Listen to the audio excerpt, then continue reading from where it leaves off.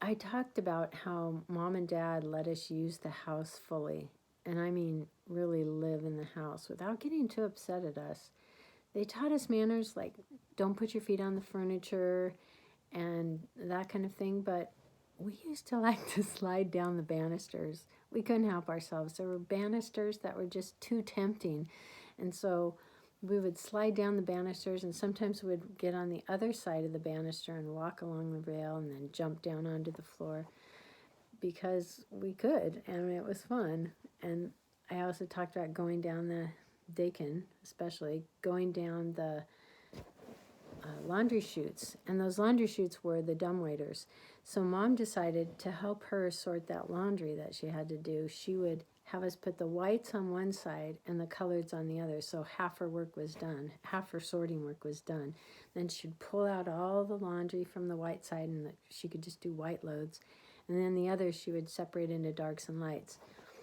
And that's how she used the dumbwaiter. It would have been fun to have a dumbwaiter, but this was a very useful way of using that space that was in this old house.